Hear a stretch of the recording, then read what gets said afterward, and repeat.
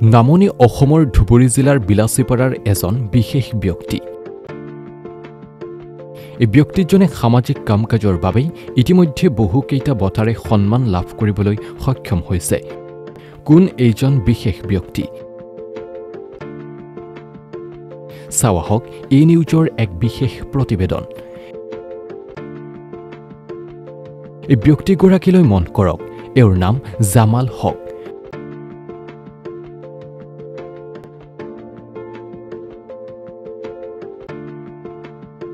ঘৰ বিলাসীপাৰা সমজিলাৰ বাঙালীপাৰাত।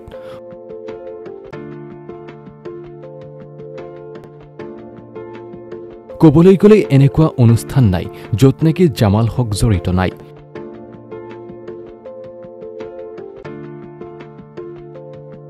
পূজাই হওক বা ঈদেই হওক বা সাংস্কৃতিক অনুষ্ঠানেই হওক বা খেল ধেমালেই হওক বা প্ৰাকৃতিক দুৰ্যোগেই হওক, সকলো সময়তে ৰাইজৰ কাষত থাকি ভাল পায় জামাল হক।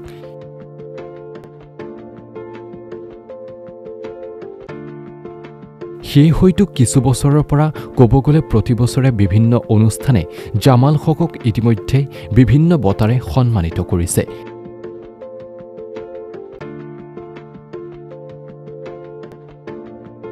শেহতীয়াভাৱে অসম গৰিয়সী পুথি সংৰক্ষণ আৰু সাহিত্য সংস্কৃতি বিকাশ মঞ্চই 2024-25 বৰ্ষৰ অসম গ্ৰাম্য শিৰোৰত্ন বঁটা প্ৰদান কৰে।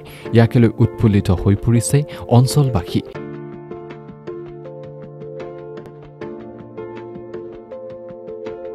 বৃহস্পতিবাৰে জামাল হকৰ বাসগৃহত উপস্থিত হৈ বঁটাটো প্ৰদান কৰে।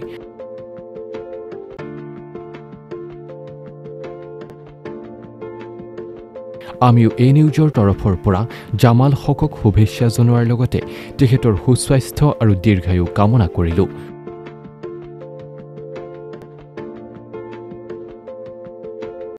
নমস্কাৰ জনাইছোঁ।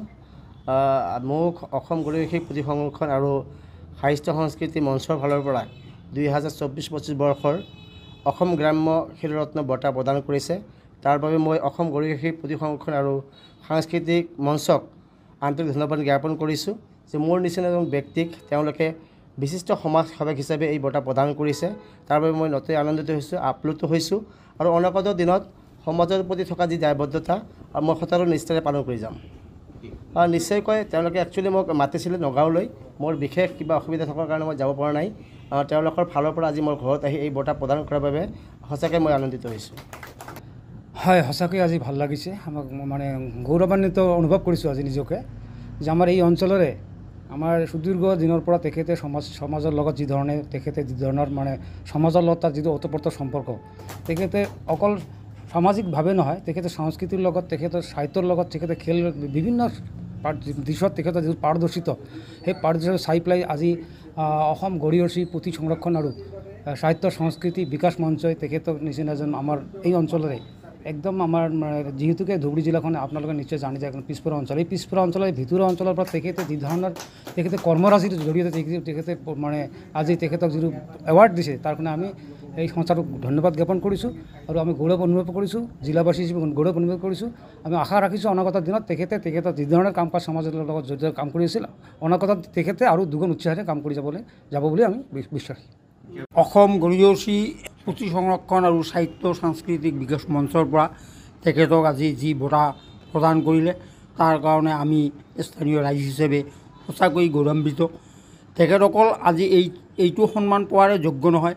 ইয়াৰ আগতো তেখেতক বহুতো সংস্থাই তেখেতক পুৰস্কৃত কৰিছিল। তেখেতৰ সাংস্কৃতিক সমাজ জীৱনত বহুতো অৱদান আছে। আপোনালোকে জানে তেখেতৰ কেৱল মাত্ৰ সাহিত্যৰ লগতে জড়িত এনেকুৱা কথা নহয়, ক্ৰীড়া, সামাজিক ক্ষেত্ৰ, পূজা পাৰ্বণ, বিহু ইত্যাদিত সকলো সময়তে তেখেতৰ অনুদান আমাৰ এই অঞ্চলত যথেষ্টখিনি আছে। আজি আমি নথৈ আনন্দিত।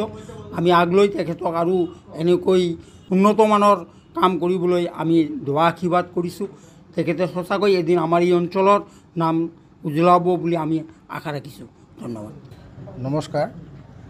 আপোনালোকৰ জৰিয়তে সকলোকে এইটো কথা অৱগত কৰিব খুজিছোঁ যে অসম গৰিয়সী পুথি সংৰক্ষণ আৰু সাহিত্য সংস্কৃতি বিকাশ মঞ্চই যোৱা 3 আগষ্ট তাৰিখে নগাঁৱৰ কচুৱা তিনিআলিত এই বঁটা বিতৰণী অনুষ্ঠানটো অসম গ্ৰাম্য শিৰৰত্ন বঁটা বিতৰণ অনুষ্ঠানটো আয়োজন কৰিছিল।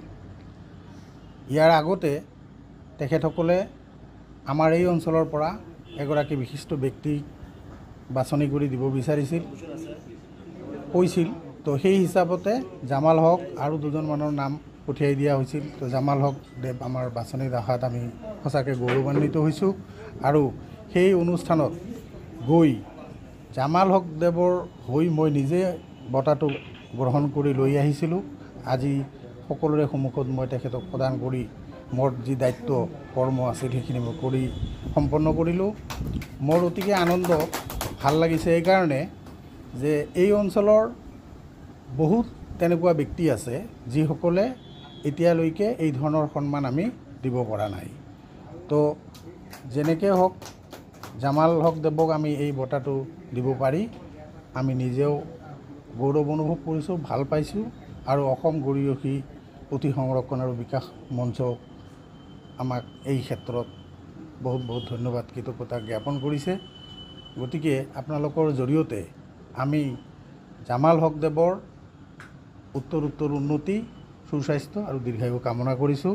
আৰু তেখেত এই প্ৰেৰণা লৈ এই ধৰণৰ আৰু যাতে দ্বিগুণ উৎসাহেৰে যাতে বেছি বেছি কাম কৰি যাব পাৰে এই আশা আমি ৰাখিলোঁ। ধন্যবাদ।